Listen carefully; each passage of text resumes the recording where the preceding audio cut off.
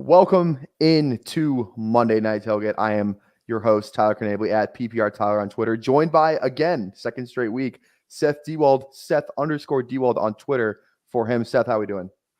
Good, man. Yeah, we get to chop it up with the Bears today. Bears, Vikings, somehow the Bears snuck their way into primetime again. So sorry, everybody. We have to watch the Bears on primetime television and Josh Dobbs, but we'll see. I think it's going to be a good game. I think it's going to be a good game, too. We're also going to be talking about Jamar Chase, the Texans wide receivers, and Chris Olave. And then we're going to dive into the betting portion of this show, player prop picks. What is our record on the season? I have it right here. We went 3-1 last week, which was great. That improves our record to 18-12-3. So we're going to be talking that. I need the Vikings to win tonight. We'll dive into that a little bit later. But before that, let's just dive right into it.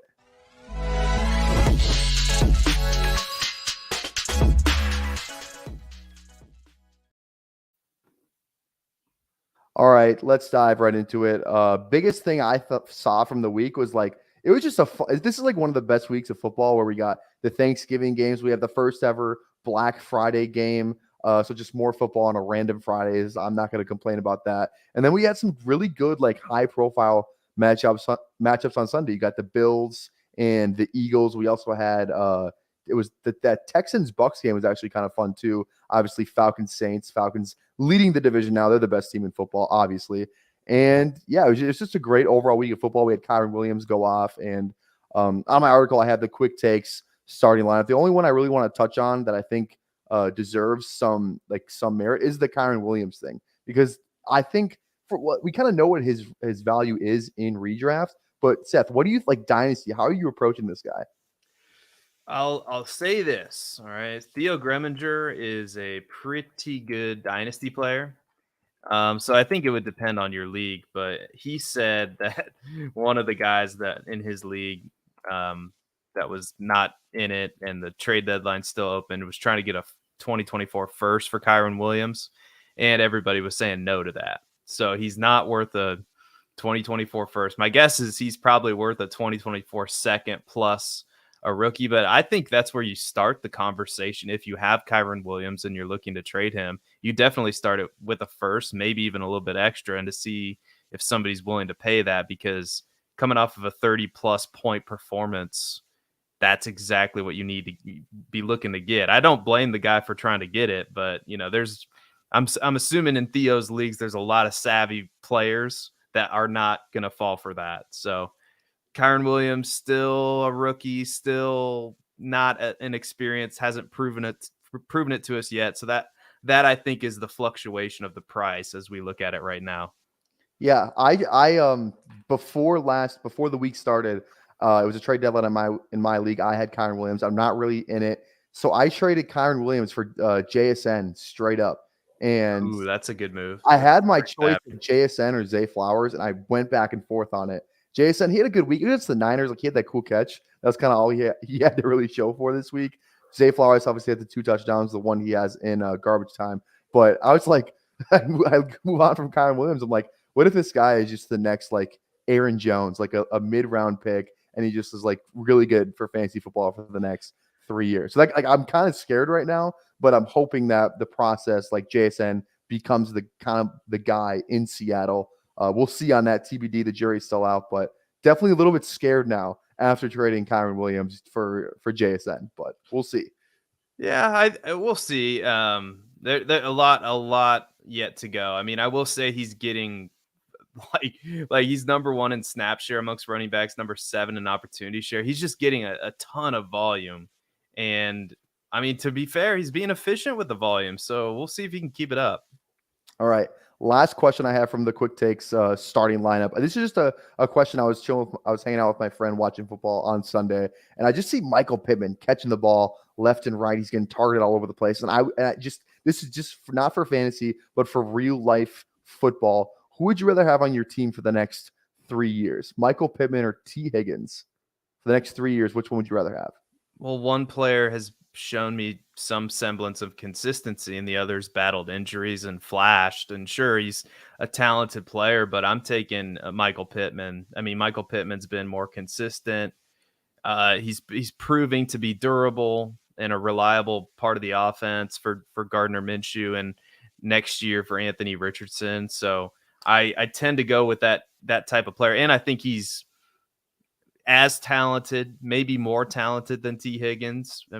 T. Higgins has more flash to his game as an outside receiver, but we'll see. We'll see what happens when because I don't think I genuinely think I don't think the Bengals are going to bring him back. I think it's going to be a tough for them to do. So we'll see. He's going to get the opportunity to be the alpha on some team in the future. We'll see if he makes the most of that opportunity. But Michael Pittman's proven it to us right now. So for me, it's Michael Pittman.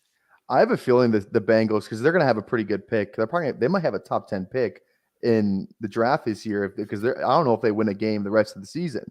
So they might just like let T. Higgins walk and then draft like Malik Neighbors or someone like that. Like it's just like that's exactly the name I thought of when you said they're going to have a top 10 pick, and if he's there, and he's going to be Malik Neighbors going to be a top 10 pick.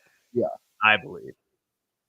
So yes, it's going to be crazy. Well, kind of staying on course with the Bengals, my first big takeaway in the article live on PlayerProfiler.com is Ja'Marr Chase and kind of just the enigma that surrounds him right now, because we know how good Ja'Marr Chase the player is, but without Joe Burrow, like he's not the same kind of guy. I'm not saying he's unstartable, but I think there's a conversation to be had of whether or not he belongs in your lineup. So this week, with the first full week without Joe Burrow, he had 6 targets, 4 catches, and 81 yards. Not bad by any means, but if you actually watch like the game, like I watched Red Zone and they showed it, 2 of the catches that he had were like tip passes that weren't even intended to him, and he just like plucks the ball out of the air, gets some more yak yards. So like he really should have had like 2 catches for like 40 or 50 yards, not 4 for 81. So I think that inflates, like, it's good for his final stats, but it kind of inflates the idea that he's still like self-sustainable, which I don't really think he is. And my whole argument in the article is,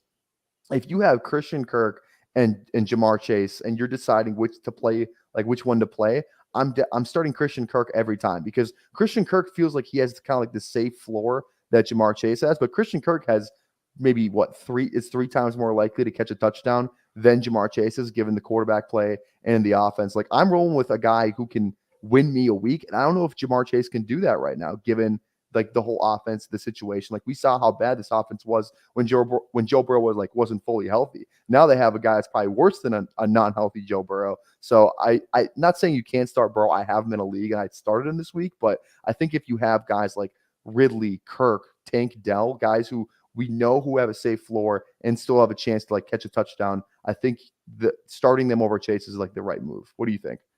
yeah, it's definitely a downgrade for Chase, but man, I hear what you're saying, but it would take some cojones not to start Ja'Marr Chase. That's the thing, because it's the big name. But I know, but they're still going to get him, especially if T. Higgins is not playing, and we know that Ja'Marr Chase is going to get his fair share of targets. It's kind of like the Saquon Barkley conversation we were having last week, and in that situation, we have it's a running back with not a lot of other talent on offense. I know Jalen Hyatt kind of had a nice game this week, but man, Ja'Marr Chase, I believe in the law of conservation of targets and the Tom Savage corollary, all this stuff that we preach here at Player Profiler. So I believe that the Bengals are still going to find ways to get Ja'Marr Chase the ball, even though Jake Browning, and it's a whole nother conversation that we need to talk about backup quarterbacks and investing in them and not being reliant on the Jake Brownings of the world, and having, the Andy Daltons and the Jameis Winstons ready in the Joshua Dobbs, like ready in the coffer, ready to go. Or heck, even the Tyson Bagent, right? Who's an undrafted free agent who's better than Jake Browning. So anyway, that's an aside to say I hear what you're saying, but I'm going to start Ja'Marr Chase over Christian Kirk, and I'll take my chances with Ja'Marr Chase. And if I go down in the fiery flames of Jake Browning's terrible passes, then that's the world I'm going to live in. That's fair. Hey, agree to disagree. It just feels like the Garrett Wilson thing too. Like, terrible quarterback play. I don't think Garrett Wilson's as good a receiver as Ja'Marr Chase, but you kind of see the similarities there, kind of just in the situation. All right, next takeaway we got is Chris Olave. First half against Atlanta, he's a must start until further notice. This guy in the first half before going out with the concussion, had 8 targets, 7 catches for 114 yards. Like this is what we wanted in like week 2 and week 3, like the beginning of the season, and now we're finally getting it. Now, is it a coincidence that this is like we see like the Olave explosion game, or what we thought was going to be the explosion game when Michael Thomas goes on IR? This is the first week Michael Thomas is on IR. Rashid Shaheed left with an injury as well. The receivers they had left were like A.T. Perry and Lynn Bowden Jr. I thought Lynn Bowden was a running back. And like they're playing him at receivers. So I think as long as Chris Olave, because like I've had a lot of Chris Olave and he's kind of been in and out of my lineup, but I think if he's in, like if he's playing and he's on the field, I think he has to be in your lineup the rest of the season. And I feel like that's kind of like, oh yeah, we all know that, but like I've sat Chris Olave a couple times, look, because he'll have like 2 catches for like one of them might be a touchdown. We have like 2 catches, 19 yards and a touchdown, and it's like I don't want to play that game. So what's your whole take on like the Chris Olave thing going down in New Orleans? Oh, I mean, he's an air yards king. I mean, he's number 2 in air yards right now. I know some people like to say, oh, they're prayer yards with Derek Carr, which let's for him, it might be kind of true. But hey, he's still getting the opportunity, man. And so you're right. And there's not a lot of other competition in that offense that he has to deal with. And so he's kind of the guy. I mean, we saw what Keenan Allen did last night. I don't know if Keenan Allen had like 25 or 35 catches last night, but it felt like he was getting targeted on just about every play. And Chris Olave, that's the world Chris Olave can live in, is the Keenan Allen type player that just gets targeted, and not just like short intermediate targets. These are deep targets that fantasy players, I mean, have wet dreams about. You know, I know I do have wet dreams about air yards. I don't know about you, Tyler. Yeah, but, maybe not air yards. Not air yards. Okay, well, maybe that's just me and Alan Seslowski. But anyway, so yes, to answer your question, Chris Olave is a must start. He like if you drafted him, you're happy at this point in the season because hopefully he comes back from that concussion really well. But yeah, like number 1 in deep targets too. So he's getting the kind of targets and the kind of attention that we like to see on our fantasy teams. And it's just up to Derek Carr to, play a halfway decent game. So it's kind of that you got to deal with that too. As a Falcons fan, I'm really glad that Derek Carr is like locked up in that division for the next 3 or 4 years. That feels great. Yeah. One more thing about Olave, his schedule for the rest of the season is pretty good. Against wide receivers, he plays Detroit. They allow the 7th most points to wide receivers this season. Carolina, 29th most, but like 29th most feels like because teams are just running the ball on Carolina because like they're like down the entire game. So it doesn't really feel like it's because they're good. It feels like because they're so bad they don't like teams just run it. That's what it feels like to me. Then it's Giants 5th most points, Rams 22nd, and then Week 17 Tampa Bay 4th most points to wide receivers. So feels good for Chris Olave. And on to the next takeaway. Last one we got before the betting preview of this show. Real quick, Jeremy. That's why you tune in. You never know. You never know what we're gonna. I will say, I definitely did have wet dreams about Kyle Pitts' air yards coming into this season because that was a big topic for Kyle Pitts. Not looking too great right now, but loser trombone sound on that one. Yep, for sure. For sure. All right, last takeaway we got is start the Texans pass catchers. Now I know another one that doesn't feel like a big like it's not. I'm not really breaking any news here, but.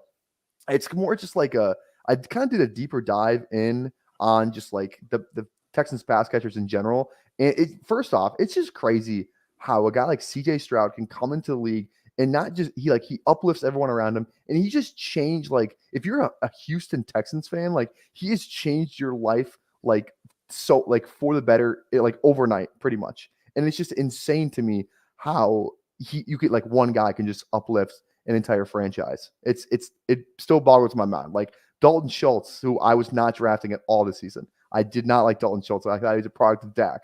And now he's just a product of CJ Stroud. Like I don't think Dalton Schultz is necessarily like a good tight end. I just think he's been lucky with the quarterback play he's had.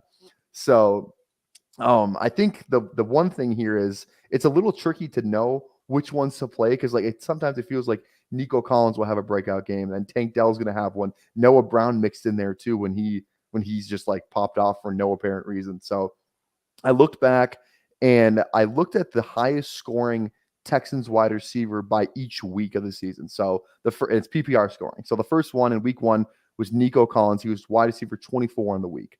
And then week 2, Nico Collins, wide receiver 5. I'll just go down the list really fast. Tank Dell, wide receiver 7. Nico Collins, wide receiver 3 overall. Tank Dell, wide receiver 47. Nico Collins, wide receiver 31. Bye week, Noah Brown, wide receiver 55. Tank Dell, wide receiver 1. Noah Brown, wide receiver 6. Tank Dell, wide receiver 3. Nico Collins, wide receiver 5 this past week. Like, that just feels insane. The Texans have had a top 10 scoring wide receiver in 7 of their 11 games this season. That is an insane stat. And then they've had a top 24 scoring wide receiver in 8 of their 11 games. So, like, that is just crazy. Like, these Texans wide receivers are getting it done. So I think the big takeaway is if you play like daily fantasy or something like, or you're doing drafts on Underdog, like Battle Royale or something like that, you need to pretty much have a good dose of some of these different Texans wide receivers. Now, which one's going to pop off? We might not know, but like, you got to have some exposure to these Texans pass catchers. Yeah. I mean, I just put a link to your article in the chat. I mean, this is what we're kind of referencing here. And Tyler breaks it down really well every week. So you got to go check out that article. And then, yeah, he points out the Texans pass catchers. And it's a feeling that as a fan, it has to be the best feeling in the world. Because even though you lost this week, you know that you got your quarterback for the next 10 to 15 years in CJ Stroud. And frankly, it's a feeling that I've never had as a fan of the Chicago Bears. And we'll see. Maybe I'll have it after this next offseason, or maybe Justin Fields can prove over the next 6 games that he's the guy. But this offense for fantasy football is one of the better options that nobody saw coming out there with CJ Stroud running. I remember in one of my superflex leagues, I haphazardly just like, I don't feel great about it, but I'll take CJ Stroud as my second quarterback, and I was like, and I'll be the first in line to say I was wrong when I evaluated him. It's like, I didn't see this. But to be fair, a lot of people didn't. But he is a locked and loaded top 5 quarterback, at minimum top 10 quarterback. When we do our drafts next year, any receiver that comes into this offense is immediately going to be uplifted. I mean, just look at the Noah Brown stats that you referenced. I mean, it's Noah Brown, crying out loud. Yeah. Noah Brown has definitely cracked some of my starting lineups because of CJ Stroud. So I don't think you have much more to say. And Devin Singletary. You didn't mention Devin Singletary, but Devin Singletary is doing things now with CJ Stroud, and that's what good players do. That's what generational players do, is they uplift the talent around them. There's this guy that, I don't know if you know him, but Tom Brady did that with a ton of wide receivers, like the Deion Branches of the world. So this CJ Stroud is incredible, unbelievable. Yeah, and we like Tank Dell, and I think a lot of people like Nico Collins too. What was Nico Collins doing before this season? Like, he was like, he probably wasn't even in any of your leagues. I don't think you ever started Nico Collins before 2023. Like, he just came out of nowhere. And Tank Dell, like, I like Tank Dell. I think he's like a good player. But if you put him on, like, if you switch Tank Dell and Josh Downs, I think we're talking about Josh Downs like Tank Dell right now. Like Tank Dell's like CJ Stroud is really that guy. Like, he's doing it for everyone around him. And no disrespect to the Falcons or the Houston receivers or anything, but imagine if he had Drake London and Kyle Pitts and Bijan Robinson. Imagine that alternate universe. That's what I'm gonna have wet dreams about tonight. Is that? I know, that's what I'm talking about. Is that possibility? Yeah. All right. Speaking of wet dreams, let's dive into our betting preview of the show. Vikings versus Bears tonight in Minnesota. I said it at the beginning, at the top of the show, we are 18-12-3 on picks given out on this show. So that my quick math tells me that's 6 units. If you put 1 unit per bet, if you put $100 in every bet, you would have made $600. I didn't do it because I don't have that kind of money to be thrown around. Anyways, first pick I got is Justin Fields over 199.5 passing yards. So he needs 200 yards. The thinking of this bet, Fields has hit 200 yards in 4 of the 6 full games he has played this season. And Minnesota has allowed more than 200 passing yards in every game but 2. The one game where Fields got hurt and Tyson Bagent had to come in, and then the game against Philadelphia on Monday Night Football back in week 2, where I think they ran for like over 2. I think DeAndre Swift had like 170 yards rushing because they couldn't stop the run. So those are the only 2 games that Minnesota has not allowed 200 passing yards. And the other quarterbacks that have hit 200 passing yards, I think Justin Fields is better than some of these guys. Here are the quarterbacks. Russell Wilson had 200. Tyler Heineke, Derek Carr, Jordan Love, Bryce Young all have over 200 passing yards against Minnesota this season. So I feel like this feels like a good bet. Justin Fields, he actually didn't have 200 yards last week against the Lions, but I don't know. I feel like he's gonna have a bounce back week, and he's gonna have 200 this week. Minnesota's pretty good against the run, so I like Justin Fields to go over 200 in this game. I like that. I like that pick because I think, as time sort of runs out on Justin Fields and whether he's got to prove that let's face it, he got to prove that he's the guy or not, right? And so the Bears, they're out of it. Why not give Justin Fields every opportunity to prove to you that he's the guy? And Minnesota, very good against the run, number 4 in yards per attempt against the run, but they're number 19 in passing yards allowed. They're allowing an average of 226 passing yards per game. So that falls right in line with your thinking in this game. And I think the Bears should want Justin Fields to air it out to show that he can do it. And the Vikings, that's their strength on defense. So you have a couple things going for you there. I like that pick. Here we go. First pick feels great. Feels great. First pick. That's the only Bears pick I have because I don't know anything about the Bears. Next 2 are actually both Vikings running backs. The first one is Alexander Mattison under 42.5 rushing yards. We actually hit Alexander Mattison under. I think it was rushing and receiving back when the Vikings played the 49ers, and we hit that bet. So we're going back to the well. I think I have bet this line every week, and I think I'm like 4-1 on it. I will fade Madison until they won't let me do it anymore. And 42.5 is a line that I'm still willing to go with. Bears, I think that on the site I was looking at, I think they've allowed the 5th or 6th most points to fantasy points to running backs this season, but they've only allowed the 5th least rushing yards to running backs this season. So I thought that was a surprising stat. And Alexander Mattison, this guy can't hold on to the football. He fumbled again last week. He obviously has a fumbling problem. And I'm from Minnesota. I'm in a ton of Minnesota group chats. All my friends, everyone wants this guy's head. That nobody likes Alexander Mattison because all he does is fumble. He turns the ball over, and I think O'Connell puts his foot down this week. This is the week Ty Chandler is actually going to get involved. I think he's going to lead this running back room per se. He actually has 0 career fumbles, so I think he's going to get a little bit more work because of it. And it just feels like I will, like I said, this is one of my favorite bets all season. I'm going to continue to bet it. Madison under 42.5 rushing yards. The matchup's good for the Bears to stop him. So that's what I got. Yeah, I like that. I think the Bears defense is really good against the run and not allowing yards. And Alexander Madison's not an explosive player. So I like your thinking on that one as well. So you'll get agreement from me. There we go. And Ty Chandler season. And speaking of Ty Chandler, the next pick we got, Ty Chandler over 11.5 receiving yards. So I did mention that the Bears have allowed the 5th least rushing yards to running backs. Well, they have allowed the most receiving yards to running backs this season by more than 100 yards. So they've wow. I did not know that.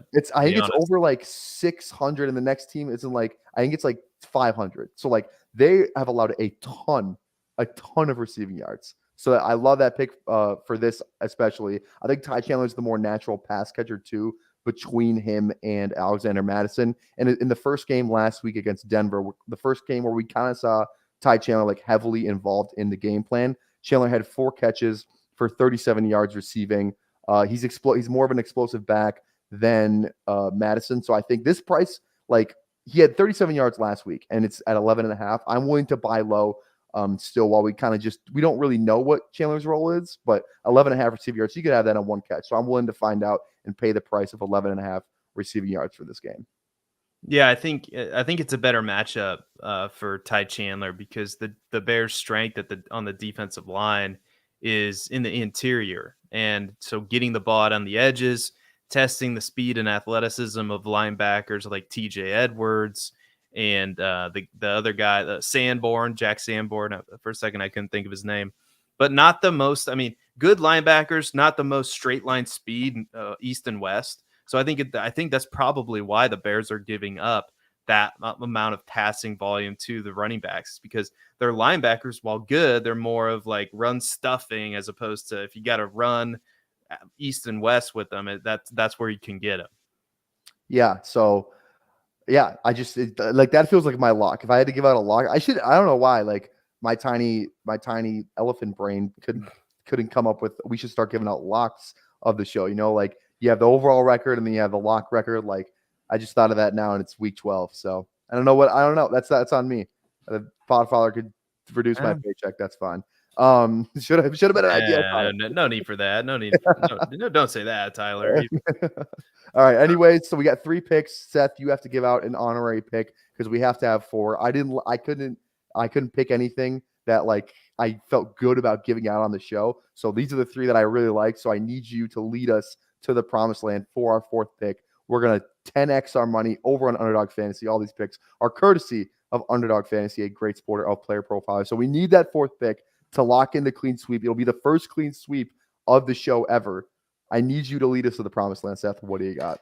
Well, you said over on Justin Fields' passing yards, and I like that bet. Well, he's got to throw the ball to somebody. So why? I mean, that's got to be DJ Moore, right? And DJ Moore is sitting on Underdog. I don't have FanDuel pulled up. On Underdog, it's 65.5 passing yards. I think that seems like a fair number, but I think if this is going to be a Justin Fields game and we feel like he's going to go over on his passing yards, I like him to go over on that. He's shown the ability to the yards after the catch ability, so it's not even like he needs to be targeted deep down the field. And like we mentioned, Minnesota has had issues in their secondary, and we know that Brian Flores is going to send the blitz. That's what he does. And so all it takes is just a little quick screen, and DJ Moore could be cashing this ticket for us on one play. So I really, really like DJ Moore, my guy, stud, still underrated somehow, to go over that 65.5. And I'd go up to over, like, I don't know what it is. I'm scrolling on FanDuel right now, but I think I'd go up to 70 on that one. I think that's got a really good chance of going over. I like it. I love it. I love bets where you can get it's like a twofer. Like he said, correlation. Correlation is what we like in the betting world. It just makes it a more pleasurable viewing experience. So I love it. Just to recap, if you're joining just right now, here are the picks we got for tonight. Justin Fields, over 199.5 passing yards. Lock. Alexander Madison, under 42.5 rushing yards. Lock. Ty Chandler, over 11.5 receiving yards. This is the lock of the year. The lock of the year is this Ty Chandler pick. And we have DJ Moore over receiving yards. Seth, I had fun. You got to come back on next week. I don't even know. What's the Monday night game next week? Do you know off the top of your head? Oh, I don't know. I don't even know. It doesn't matter. Yeah. It's anyway. By the way, this line is like -3 at Minnesota. Are they saying that the Bears are almost as good as Minnesota, or just equal teams, or what's going on here, Vegas? I forgot to mention at the beginning of the show, but I need the Vikings to win tonight for $300. So cash on the last leg of my parlay. I told Seth in the pre-show, I'm not hedging. A hedge is not in my vocabulary. I will not hedge because that's a loser's mentality. Although I will say, Bengals Jags. What a good game! That is a good. It's not a good game anymore. Never mind. I forgot. That's right. Damn it! I thought I had the same thought as you. I was like, I can't wait for next Monday. And now, my God! Can't wait to watch Jamar Chase get 24 yards next week. Can't wait for that. Jake Browning. Shout out to my guy Gerard Dean in the chat there. Yeah, hashtag correlation. All right, Seth, this was fun. let's get out of here. Make sure you go check. What you got to plug anything before we get out of here? Yeah, you can follow me on Twitter, Seth_DIEWOLD. You can follow me on YouTube or subscribe or whatever the kids say these days. Subscribe at YouTube. It's first and last name, Seth Diewold, same deal. And check out the Player Profiler news and article section where you can check out writers like Tyler, Theo Greminger, Matt Babbage, Aditya Foldiore. The list goes on and on. Literally, like some of the most talented writers and analysts in the fantasy football space. And this is the best part, it's all free. So you can do this for free. So go do that because, like I said, everything we just talked about, you can read about in the link that I put in the article trying to promote it. So go do that. Yeah, go click the link. I spent a lot of time on that article. Over 50 hours of work went into that article of me writing it. Just kidding. More like, I'm not going to reveal that. Anyways, go follow me on Twitter at PPR Tyler. I'm dropping the most fire memes on there. So if you're a big meme person, make sure you go check that out.